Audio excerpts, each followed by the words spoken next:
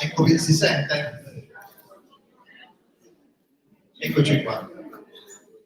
Mi stavano suggerendo cosa dire i consiglieri comunali. Buonasera a tutti e benvenuti, vi porto il saluto da parte dell'amministrazione comunale. Sì, si sente forse meglio così. Tanto è solo un saluto, non devo fare grandi ragionamenti. Anche perché in queste situazioni, in questi eventi che hanno significato così forte, è sempre difficile dire qualcosa che non risulti scontato o addirittura banale. E allora voglio fare solo una piccolissima riflessione. Noi veniamo in questi giorni da un evento, se vogliamo, a prescindere come ciascuno di noi la pensi, che ci porterà ad avere in Sardegna la prima presidente donna. E questo accade a, tutto sommato, pochi mesi, poco più di un anno di distanza, dalla prima elezione, o meglio, elezione a livello parlamentare, perché non c'è elezione diretta, della prima Presidente del Consiglio donna. Sono dei passi avanti importantissimi, ma ne discuterete sicuramente molto meglio di me, sia durante lo spettacolo, di quello che è stato il percorso che le donne hanno fatto in questo paese finora, e sia successivamente. Quello che però voglio dire è che se oggi abbiamo il Presidente del Consiglio donna, del Presidente della Regione donna, è solo grazie al fatto che a Ploaghe, su 9 consiglieri di maggioranza dell'amministrazione, abbiamo 5 donne. Quindi Ploaghe è stato l'apripista di questo cambio di passo che le donne hanno fatto in politica. Ovviamente si scherza, però mi fa estremamente piacere ricordare questa cosa. E questo significa anche che quando le donne decidono di cimentarsi in politica, quella con la P maiuscola, in maniera seria, poi i risultati arrivano. Ora godiamoci il nostro reading. Grazie a tutti.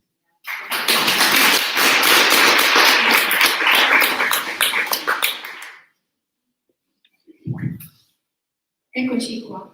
Io volevo soltanto spendere altre 2 parole prima di lasciare la parola a Francesca Casula di Liberos, che vi parlerà in maniera più dettagliata di quello che andremo a vedere, ascoltare e sentire.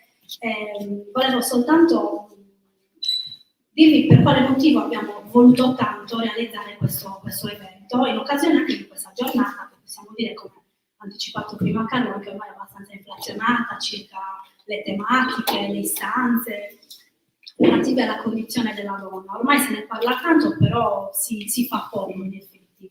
Proprio oggi leggevo una pubblicazione della Repubblica circa una statistica che riguardava il gender gap, che c'è comunque ancora oggi, no?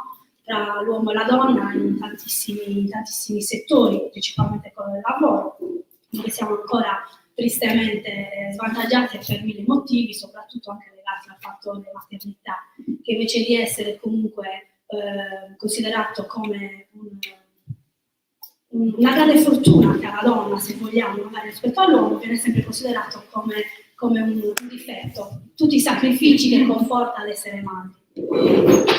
Quando ci è stato proposto questo evento, rispetto a tanti altri che comunque ci propone sempre Liberos per il Festival Letterario Entula, abbiamo scelto questo perché comunque Michela Murgia è ancora tra noi.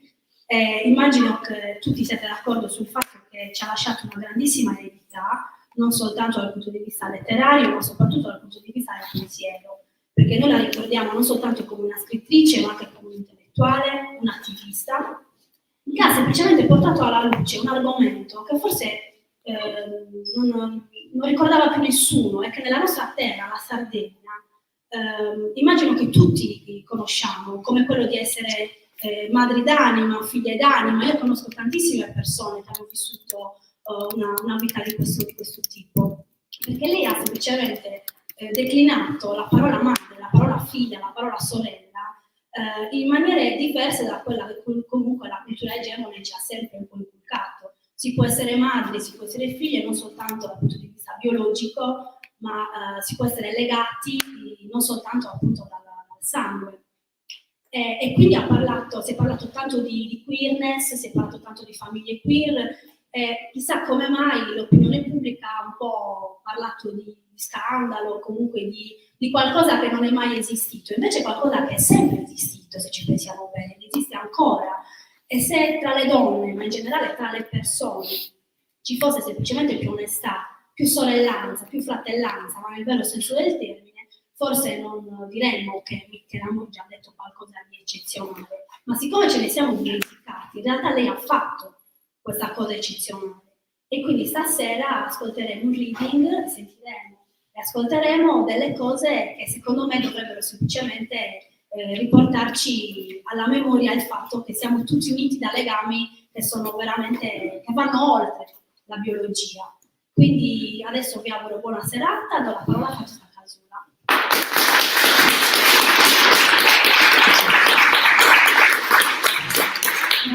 Grazie da parte di Liberos all'amministrazione di Ploaghe, un comune storico in Entula. Questo è il primo evento del 2024, ma non si contano ormai le stagioni di Entula Ploaghe, quindi grazie anche a voi per questa partecipazione così calorosa. In questa giornata credo che non avremmo potuto scegliere un libro migliore e un'autrice migliore per festeggiare no, perché c'è poco da festeggiare, per ricordare, celebrare la giornata della donna. Michela Murgia è stata l'ideatrice e la fondatrice di Liberos, quindi la sua presenza, come ha già detto qualcuno prima di me, la sua presenza si sente ancora fortissima. Io credo che noi siamo convinti che il modo migliore di ricordarla, come scriveva qualche giorno fa la Laccaredo, sia parlare di libri, non solo parlare dei suoi libri, e non solo parlare di libri, ma agire, riflettere, parlare, protestare, cambiare le cose, altrimenti anche solo parlare di libri o anche solo leggere non basterà. Io credo che la cosa migliore sia lasciare lo spazio proprio alle parole di Michela, introdotte da Lalla Caretto, che chiamo qua con me.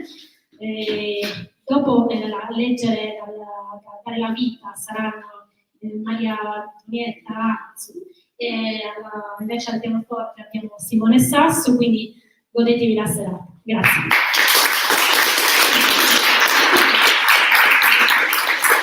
Buonasera a tutti e tutte, è bellissimo vedere una sala così, non era ascoltato assolutamente.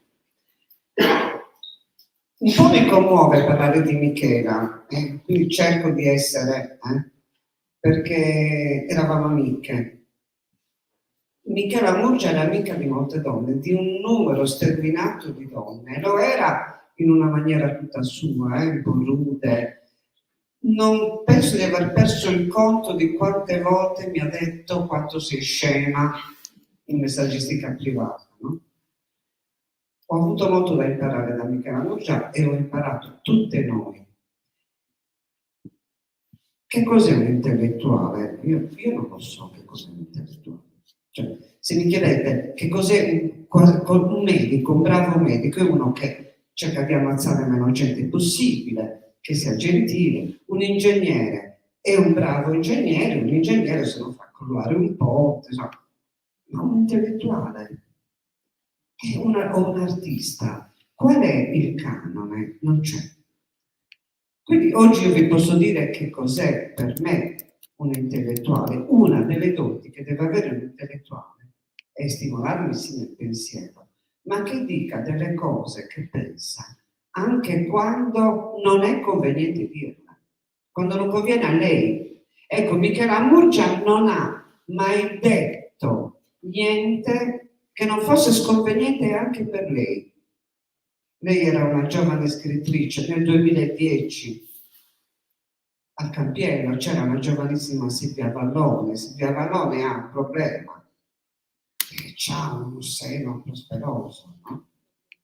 E lì c'era uno degli uomini più potenti della televisione, potentissimo, lo è tuttora, che era Bruno Vespa, e non pensò ad altro che, anziché parlare, cioè questa ragazza giovanissima era lì a una premiazione importante e parlò del suo décolleté.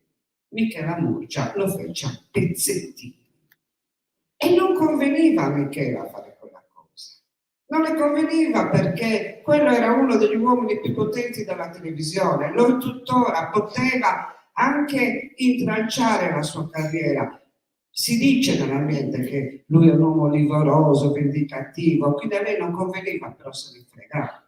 Perché? Perché era tanta la forza del suo pensiero, talmente forte, talmente lucido, preciso, che figurati se si fa intimorire da uno come Bruno Vespa. Qual è stato il più grande dolore che noi amici, noi lettori, noi che seguivamo Michela abbiamo avuto durante tutto il suo percorso? Che mai una volta ci sia stato con lei un dibattito in cui ci fosse l'antitesi. Cioè lei portava avanti una tesi, l'antitesi, mai.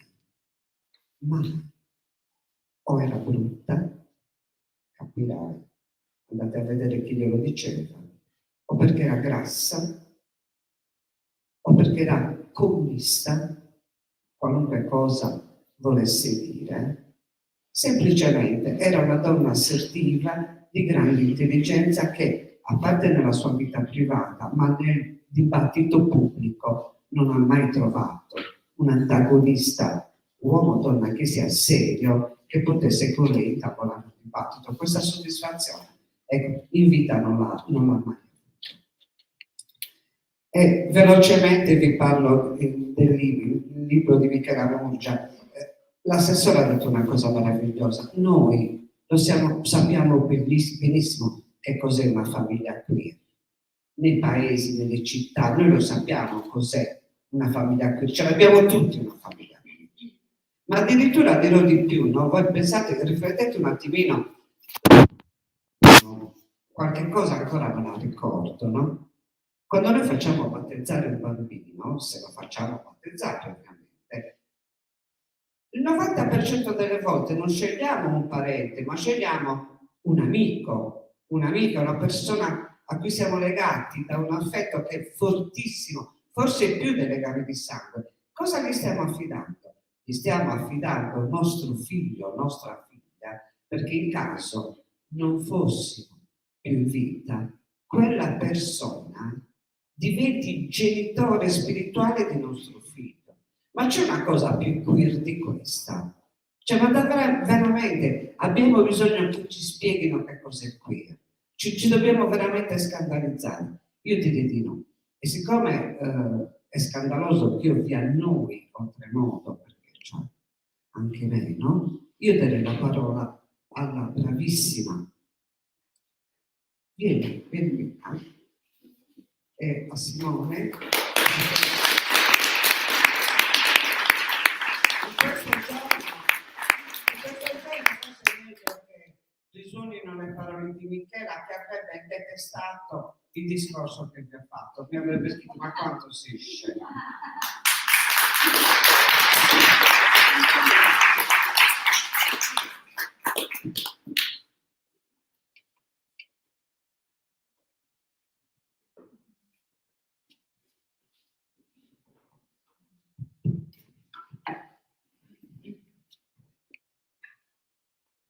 Stato interessante.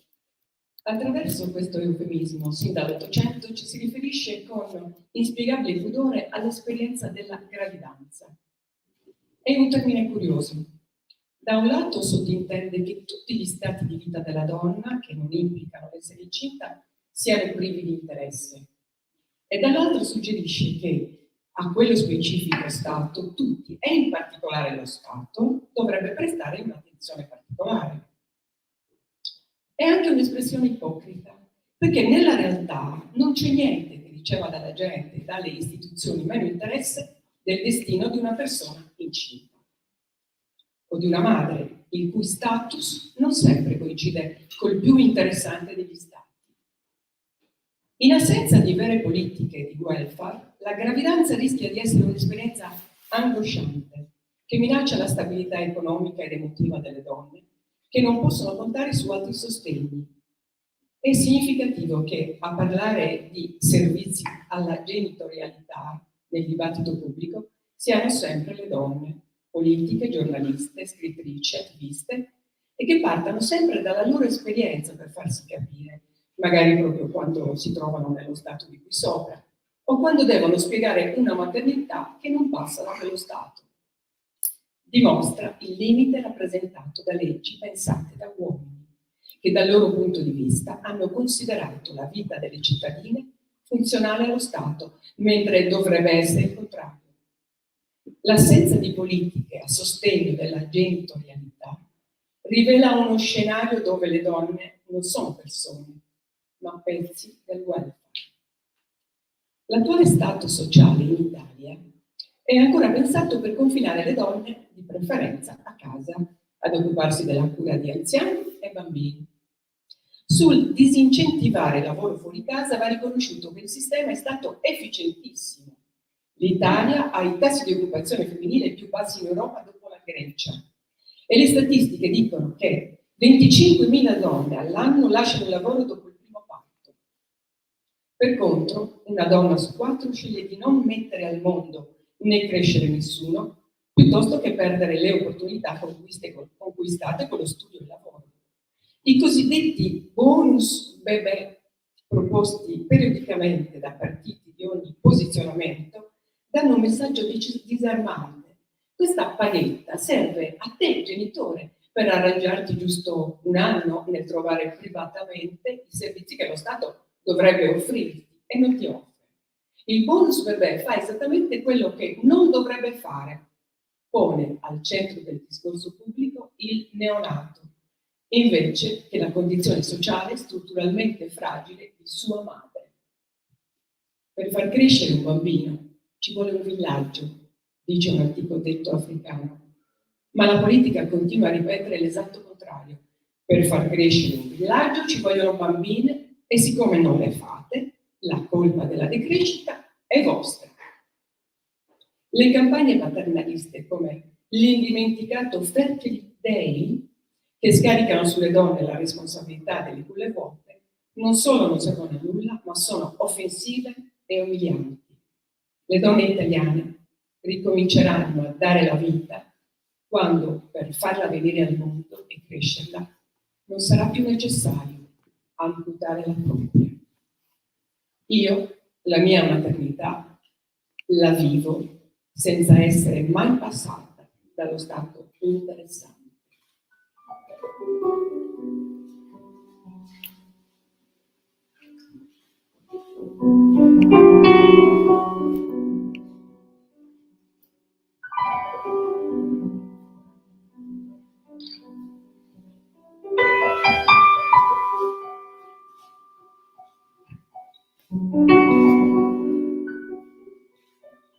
Nel 2021 Roberto Saviano ha rilasciato una dichiarazione pubblica che ha urtato la sensibilità di molte persone. Alla domanda «Quando finiranno le mafie?», Roberto ha risposto che questo avverrà solo quando finiranno le famiglie, cioè quando l'umanità troverà nuove forme di organizzazione sociale, nuovi patti d'affetto, nuove dinamiche in cui crescere vite. Eppure Saviano non ha detto niente di così scandaloso, associando la struttura familiare tradizionale a quella mafiosa, che dopo tutto si definisce essa stessa famiglia. Una società moderna, scrive Michela, democratica e plurale, dovrebbe strutturare rapporti di affidabilità, a prescindere dai legami di sangue, e considerarsi tanto più evoluta quanto più l'affidabilità si estende a chi è estraneo al gruppo familiare. Le società familiste, fatte di tribù e di clan, applicano invece il concetto di bene e di male solo all'interno delle loro strutture di parentela riconosciute, dove il noi familiare è contrapposto ad un loro senza legami biologici e definisce la categoria dell'estraneo come qualcuno a cui si può invece fare qualunque cosa. Quel che dico contro la logica biologica del patriarcato, che identifica la maternità con la gravidanza e la famiglia col sangue, lo dico da madre d'anima, da membro di una famiglia fatta di legami altri. Le uniche certezze che ho hanno a che fare con la mia esperienza personale e per il resto ho solamente domande. Forse la mia vocazione ad essere me consiste proprio nel domandarmi, con tutti i mezzi condivisi di cui ho il privilegio di disporre, chi sia una madre e mai di chi sia, nel non rassegnarmi all'idea di famiglia a cui mi avrebbero destinata la mera biologia e le leggi dello Stato.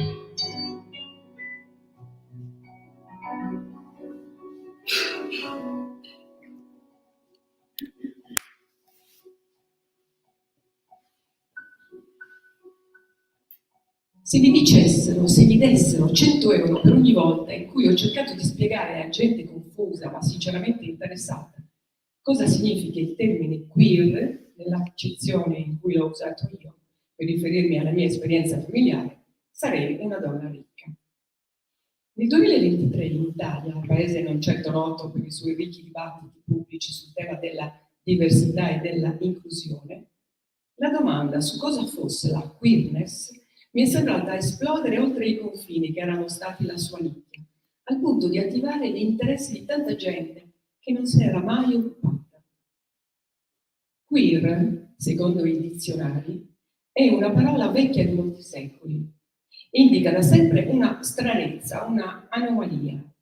In questo ambito semantico della lingua inglese, ad un certo punto, ha cominciato a identificare più o meno segretamente chi quell'anomalia la viveva nell'espressione del proprio genere, nella propria sessualità e affettività amorosa. Naturalmente una simile identificazione nasceva con un senso poliziesco e di insulto.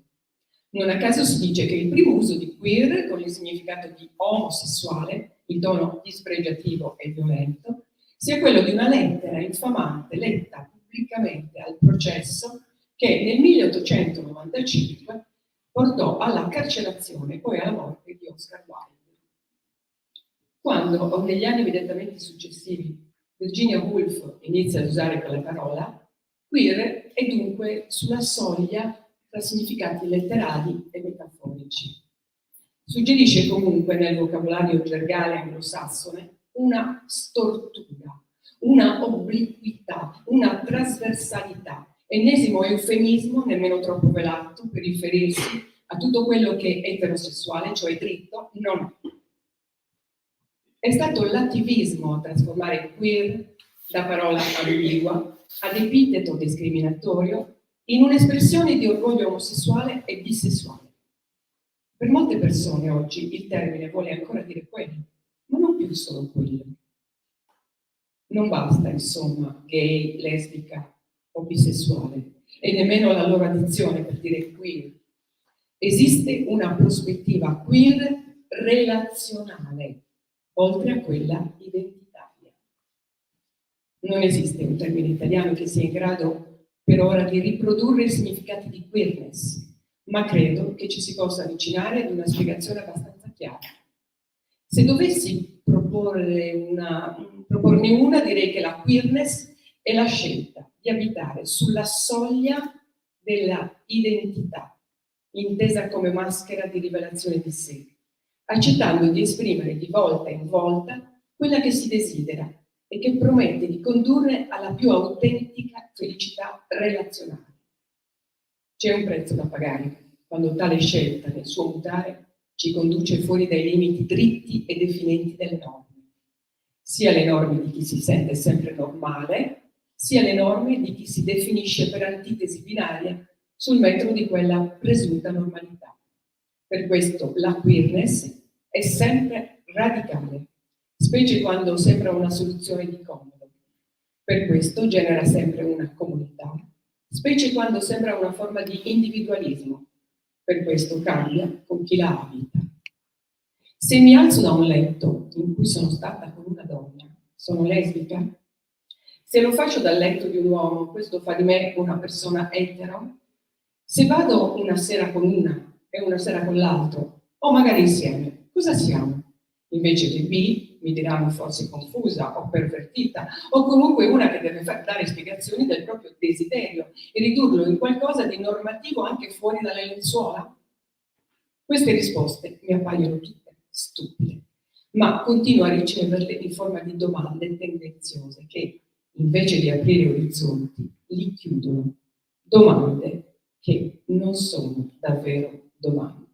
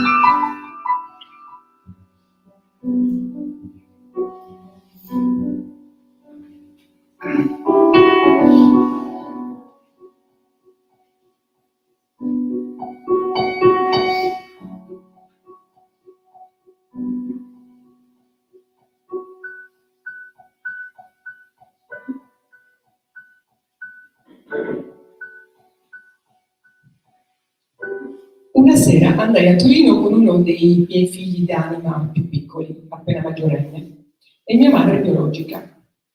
Lei non aveva mai visto di buon occhio il mio rapporto con questo giovane, ai suoi occhi estraneo, che voleva nella sua testa rubare il posto ai miei nipoti naturali. Prenotai per noi tre un appartamento in cui avevo già alloggiato diverse volte, in un quartiere tra i più belli della città, per cercare di addolcirla nei confronti del ragazzo, condividendo un paio di giorni.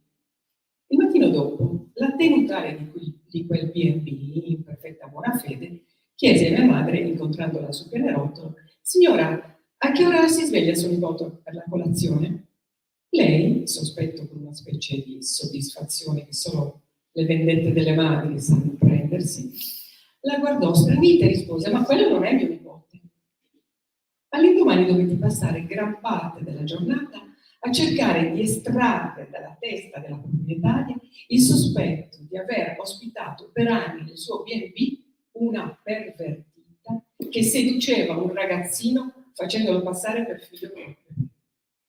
A parte l'imbarazzo e il dolore personale, in queste situazioni esplodeva in me soprattutto la paura di sporcare i rapporti pulitissimi che avevo instaurato con ragazzi molto giovani, costringendoli a vedere una malizia che esisteva solo negli occhi di chi guardava la nostra realtà liberante e non si spiegava in cosa potesse consistere mancando tra di noi un legame di sangue. Soltanto dopo molti anni ho compreso che per alcune persone inclusa evidentemente mia madre, era più comprensibile, forse persino più accettabile, l'idea assurda che io fossi l'amante di quei ragazzi rispetto a quella che potessi impossessarmi del ruolo sacro della genitrice. Alcune tra le madri biologiche dei miei figli d'anima accettavano con più facilità l'idea di avere un figlio abusato da una donna più grande piuttosto che immaginare di dover condividere l'unico potere di cui troppe donne credono di disporre.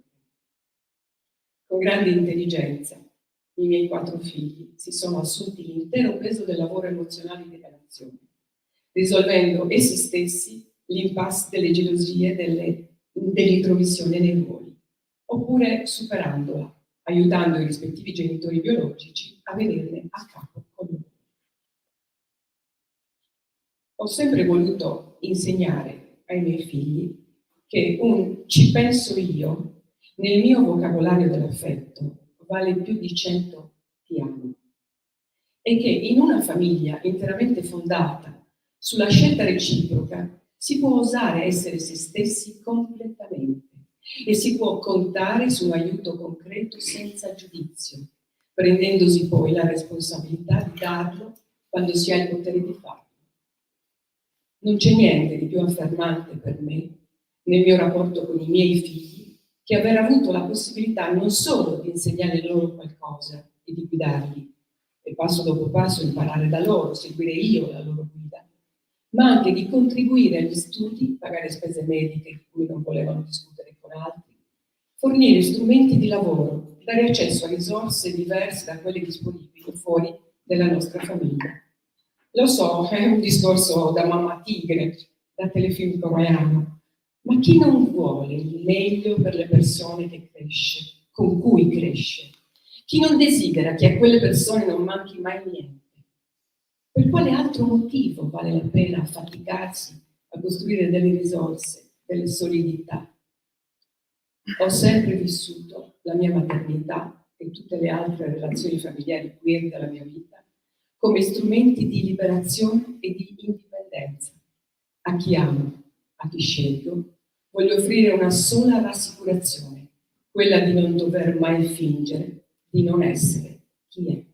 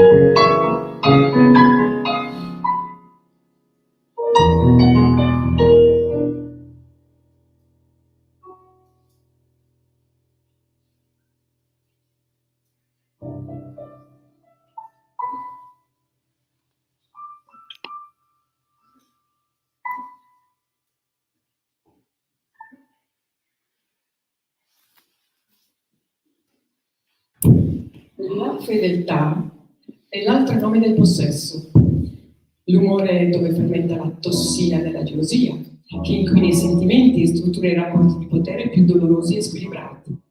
Nel momento stesso in cui la pronuncio, la parola diventa falsa, o riesco a definirla solo per negazioni. So quello che fedeltà non è. Da ragazzina, quando compravamo cioè, rispondevamo ai test con domande come: sei un tipo fedele? Io non sapevo mai cosa dire. Capivo che dire no avrebbe fatto di me una brutta persona, ma a dire sì proprio non riuscivo. Se significa consacrare la propria libertà alle insicurezze di qualcun altro, allora no, non sono fedele. Se significa stare con qualcuno che mi considera un bene proprietario di cui si può rivendicare l'esclusiva, no, non sono fedele. Se significa che qualcuno può pretendere di avere controllo sui miei comportamenti, sui miei pensieri, sul mio corpo, sulle mie scelte, no, non sono fedele. La struttura dei rapporti queer rigetta la fedeltà e richiede l'affidabilità. La queerness è una pratica della soglia, accoglie il cambiamento come strutturale. Se non cambia, anzi, se pretende di non cambiare, il rapporto si allontana da quel che ci insegnano le esperienze queer e nasconde al proprio interno strumenti di oppressione dell'altro. Il mutamento è l'unica possibilità di sopravvivenza dell'energia vitale che ognuno di noi coltiva intimamente. Dimmi quello che ami, che di me cambia di continuo, e io potrò continuare a darti quello che di me davvero non cambia. La voglia di sceglierti ogni giorno in modo differente, come diversa sono io ogni mattina quando apro gli occhi. La violazione della fedeltà è l'alibi delle violenze domestiche e dei femminicidi. È in nome della fedeltà che si può dare ad una donna della puttana, giudicarne il comportamento e persino ottenere delle attenuanti in tribunale se la si ammazza. Se devono imporci di promettere la fedeltà, è perché non ci appartiene, tutte vogliamo essere liberi, perché solo dentro alla più completa libertà è possibile esercitare la più stabile delle responsabilità. Non avrò bisogno di fuggire se non cercherai continuamente di ficcarmi dentro una gabbia.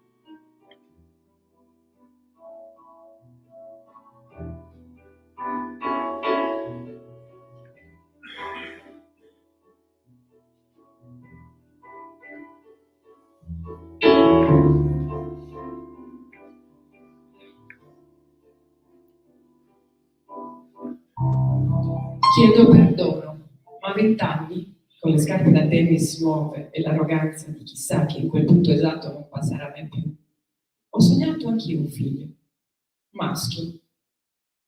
Nel sogno era scuro di capelli, aveva un nome di 3 sillabe e lo davo alla luce faticosamente, che a 20 anni i drammi sono tutti desiderabili. Il dolore è un belletto vitale che regala fascino e le lacrime lo spalmano sulle guance rendendoti fatale come una turandot.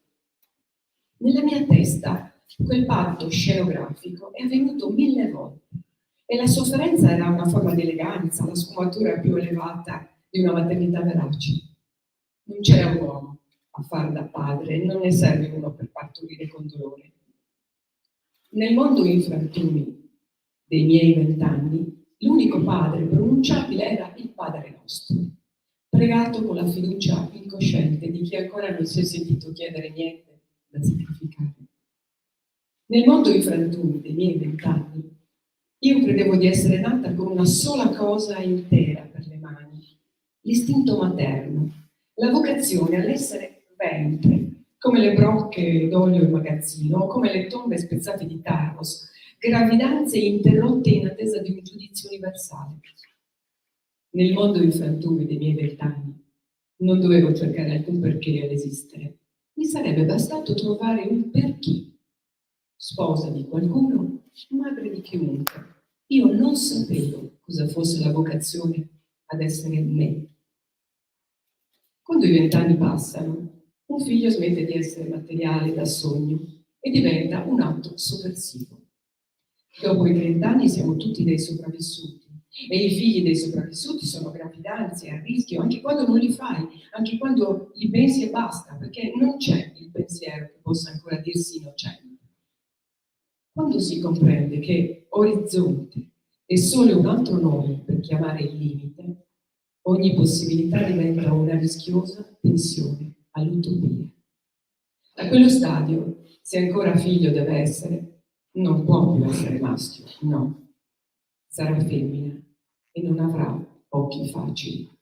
Vorrà sapere, seduta sulle mie ginocchia, mi chiederà da chi è e chi siamo. E le mie risposte non uccideranno le sue domande. Perché non le venga la malattia dei figli unici, credersi la sola misura di se stessi, partorirò per lei ricordi del futuro e profezie del passato, in un tempo senza scarti dove poter già essere quel che saremo. Mia figlia diventerà ricordo prima di essere progetto e accoglierà il presente come fosse un seme ricevuto. Non si addormenterà con i cartoni animati, no. Io le canterò una ninna nanna per stare sveglia, una ninna nanna per non chiudere gli occhi, perché abbiamo già dormito tanto, troppo, mentre altri plasmavano i nostri sogni in incubi di realtà. Sarà una musica di identità e ci canterò sopra la storia che non abbiamo visto, mentre ci accadeva come cosa straniera, quando la benda divenne bandiera e dimenticavo di essere state regine. Le dirò di quando eravamo noi a scrutare il mare, che chiamavamo nostrum, mentre si colorava di vele color zafferano.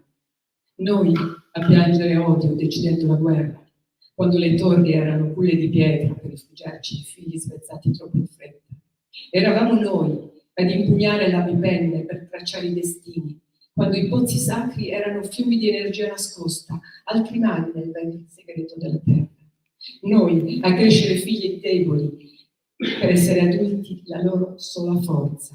Noi a decidere a quale maschio, uomo o bambino, dare il seno e quel che significa. Noi a sventare le bestie e farne cibo per l'inverno intorno al fuoco, perché era nostra anche la vita sacrificata. Noi a rifare per terra il sole e la luna, con cerchi di danze a passi piccoli. Quanti hanno desiderato essere notte per vedere i nostri capelli fluire al ritmo di un flauto dolce di canna?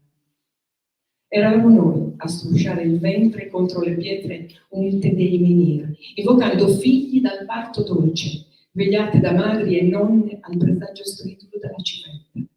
Eravamo noi a fare e disfare leggi, unendo in un'unica carta, in un unico logo, quello che gli altri morivano per dividere. Eravamo noi, nel silenzio degli sguardi, a decidere chi doveva pagare per la tragedia del morto ancora caldo in casa, e quando e come e per mano di chi. Lo facevamo impastando il pane, con le dita immerse nel destino di un altro, a plasmargli la fine come antiche parche. Eravamo noi, dure e odorose come la crosta del pane che facevamo, a far desiderare agli altri di essere donna per assomigliarci. Eravamo noi a cogliere le erbe per guarire e uccidere, per stordire e placare, per fare l'amore o il minestrone. Noi conoscevamo i segreti dei prati e i prati conoscevano il nostro. Eravamo sacerdotesse, voci profetiche, regine di castelli di basalto, vegliate da greggi di un bianco feroce, signore di lana ispida, muro, dispensa e coperta. In quel mondo nessuna era puttana. Eravamo noi, e mia figlia lo saprà, quando giocherà nel cortile di una casa di 3 generazioni, imparando che chiedere scusa è il solo modo per dare ordine in tempo di pace. Ma poi, come glielo dirò che noi non eravamo anche quelle con i piatti in ceramica stampati con le facce dei reali di Savoia in fila sulle mensole del camino? Noi, con le figlie e le strade chiamate Mafalda, Margherita, Maria José, eravamo noi quei dolori silenziosi alla fine dell'altopiano, noi che al suono della banda musicale fingevamo che i monumenti alle nostre amputazioni fossero fondamenta di una nuova appartenenza. Eravamo noi a dare la benedizione ai figli in tutta mimetica, che partivano di nuovo per il Kosovo, per l'Iraq, per l'Afghanistan, ansiosi di scambiare il luogo in cui erano nati, involontariamente uomini, per un qualunque altro luogo dove si potesse essere volontariamente soldati. Eravamo noi le madri incinte di 0,5 figli a testa, cuori a bassa percentuale di fertilità, madri d'altro o solo altre madri ferite, ostaggio, uccise, precarie, sole e mal accompagnate. Eravamo noi a Carnevale con addosso le gonne in brocato delle nostre nonne e le camicie intarsiate in mano e i fazzoletti di seta con le frange, stupite e felici di essere tipiche con la maschera di noi stessi sul volto. Eravamo noi, le figlie femmine che ereditavano le spiagge, terreni senza valore, né pascolo né campo, sterile frontiera con il niente. E per niente le demmo via, immemori che il confine è una ferita e le ferite si curano, non si vendono. Ma in quel mondo ogni cosa era puttana. Starà zitta, mia figlia, e forse non mi crederà quando le dirò che eravamo sempre noi a Tortolì dentro l'auto da dove ci sequestrarono, lanciando il nostro figlio sul sedile, addormentato ignaro, che eravamo noi a Nuoro, la carceriera di quel furto d'anima, conservata dentro una scatola in polistirolo come una cosa fredda. Eravamo noi, la madre morta a Gavoi, quando aprirono il cofano, togliendo il fiato ad ogni speranza di riscatto. Eravamo noi, la figlia del bandito, a Lula, quando ci spararono dalla strada al balcone ed avevamo soltanto 14 anni. Sarà zitta, e forse non mi crederà che anche quelle eravamo noi. Ma io glielo dirò lo stesso, perché per una madre ogni silenzio di verità è un aborto. Ogni sacrificio di memoria è una rosolia dell'anima che genera figli deformi dentro, incapaci di ricordo, a basso quoziente di libertà. La nutrirò di parole forti, di quelle parole che esistono per caricarle dei pesi che noi non siamo in grado da soli di portare. Io non tacerò e lei mi ascolterà. E un giorno, forse, quando ogni cordone ombelicale sarà creduto reciso, lei ritornerà a me sul filo di una storia e nella memoria di quel racconto capirà che nella vita non si nasce solo una volta. Quel giorno diremo voce alta il nostro nome per intero e raccontare non sarà mai più un gioco da bambini.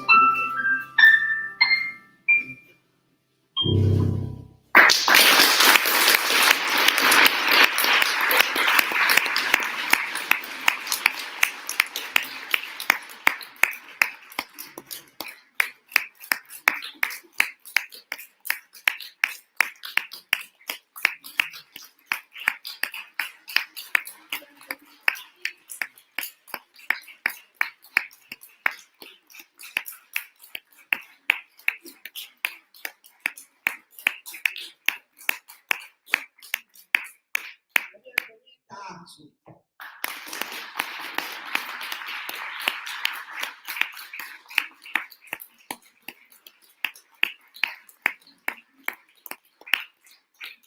Maestro Simone Sasso.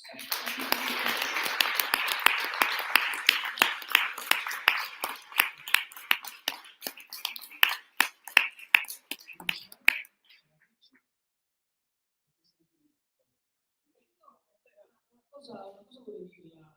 Che parli un uomo anche. Sì, no, infatti, una cosa che mi ha colpito leggendo questo libro, quando si tratta della questione dei generi, mi ha colpito perché mi ha toccato anche nella mia attività di musicista. Una delle cose più fastidiose è sentirsi chiedere: ma che musica fai, che genere è? Il genere, no? Ecco, allora io sono arrivato, insomma, alla serena convinzione che i generi musicali non esistono. Questo è rivoluzionario. Esistono solo autori ed interpreti. Non esistono generi di musica, nella mia visione della musica. So che ci sono invece dei musicisti che ci tengono a dire: io faccio questa musica, questo è il mio genere, definirsi appunto. Poi arriviamo al tema, che c'è un titolo di un capitolo del libro di Michela, dice: praticare un metodo anziché definirsi. Ecco, la definizione. Nel momento in cui tu definisci qualcosa, la stai finendo. Definire vuol dire proprio accabare, no? Per tornare sempre alla musica. Quindi la definizione è qualcosa che già limita. Questo vale in un ambito anche artistico, questo ci tenevo a dire, oltre che naturalmente anche in un ambito familiare e sociale ed esistenziale. Questa è una piccola considerazione che ci tenevo a fare, perché mi aveva colpito proprio nella lettura. Ho detto: questa è una cosa che penso anch'io. Mi sembra giusto sottolineare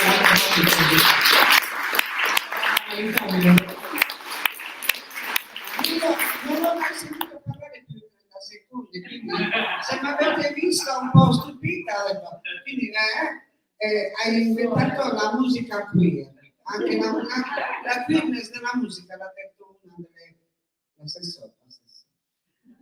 Prima di congedarmi a voi, ringraziando tutti e soprattutto l'amministrazione di Praga per questa cosa bellissima che avete fatto in questo luogo meraviglioso, veramente bello.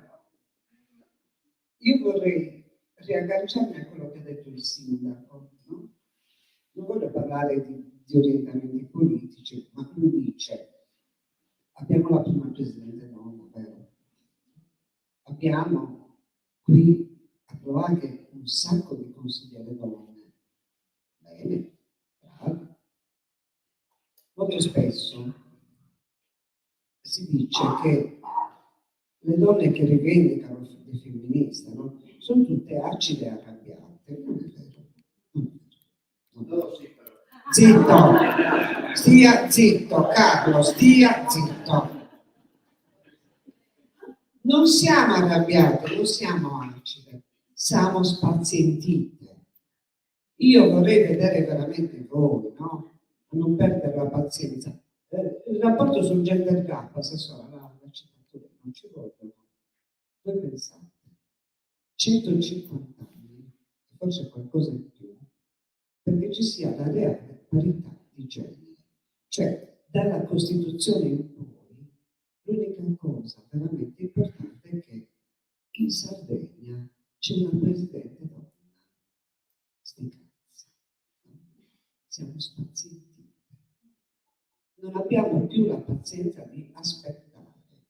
150 anni, se permettete, io non ce li ho di tempo, non so voi, ma neanche mio figlio forse ci piace, o mia nipote forse, no? Quindi 150 anni per la vera parità di genere, quindi cominciamo a lavorare, certo che è un passo, è troppo lento, quindi io uso le parole di Michela per salutarvi: fate casino, ma fate. Francesca Caestro, grazie davvero di tutto quello che fate.